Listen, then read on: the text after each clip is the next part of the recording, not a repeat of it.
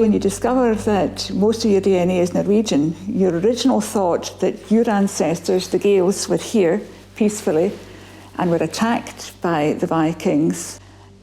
If most of your DNA is actually Norwegian, it suggests that you were not the victims, you were the aggressors, which wasn't what I had thought.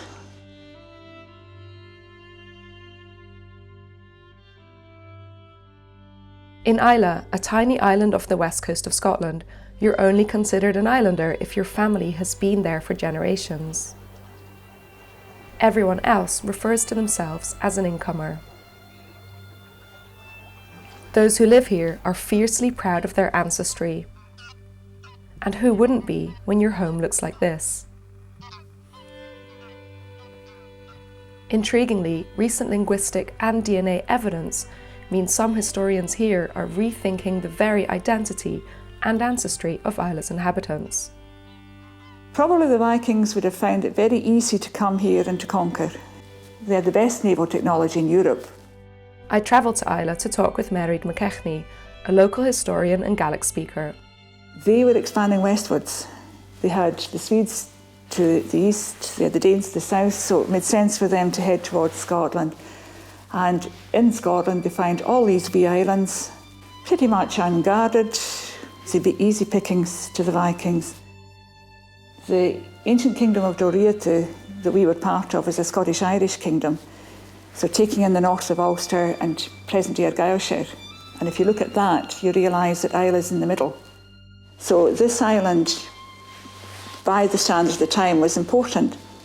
And obviously, when you're going to conquer other countries, you take their important places. And this is a wee island. It's 24 miles by 18 miles at its widest points. And it's virtually bisected by two sea locks, easy for a longboat to sail up. The people here, at the time the Vikings came, would predominantly have been farmers and fisher folk. What are the inhabitants going to do? What do you think they did do? I think they died. I think the inhabitants were probably all massacred, or most of them would have been. Why keep people alive in the island who are going to resent your presence? They're trained warriors with better weapons, and you're trying to defend your land with old folk and children, and basically it was a very uneven fight. But eventually Vikings left, right? No, the Vikings never left. The Vikings are here still. That we did think that they had been assimilated into Celtic society, but it would appear that what happened was that they actually became Celtic, became Gallicised.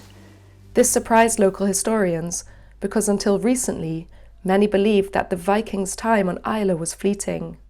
They came, they conquered, they left.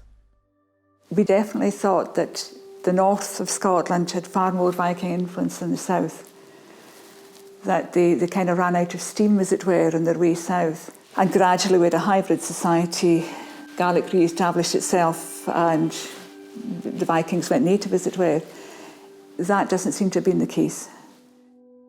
Linguistic evidence now reveals the Vikings stayed on Islay for much longer than previously thought. The Viking Age is on the edge of what we know, of what's knowable in historical terms. It is a picture that we view through frosted glass, and we have to work really hard to resolve the details of what was happening.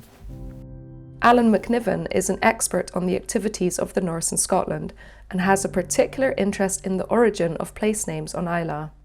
If you go back far enough, the names of the major farms, the important settlements, even some of the bigger hills and rivers, have clear origins in Old Norse.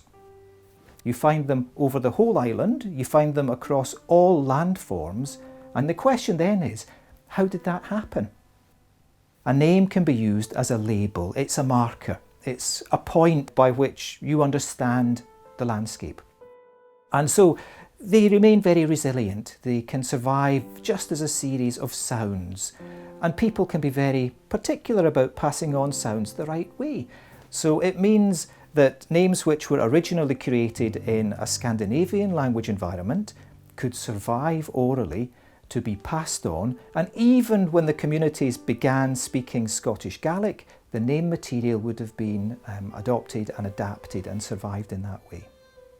In the central part of Islay, we have farm names such as Glenegadil, which comes from the original Scandinavian form Eikadalar, which means oak tree valley.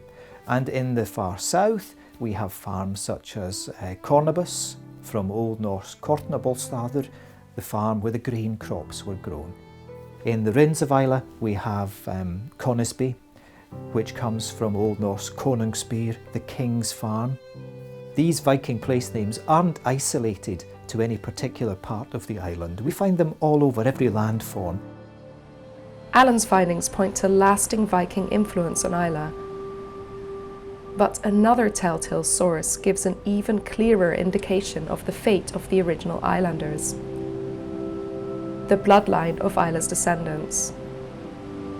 My son had his DNA tested and discovered that 66% of the DNA he gets from me is actually Norwegian, which suggests that most of my ancestors actually originated from there.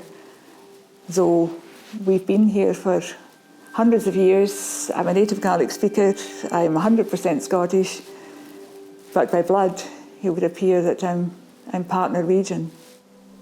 Does this mean we need to rethink what we know about the Vikings and the inhabitants of these islands?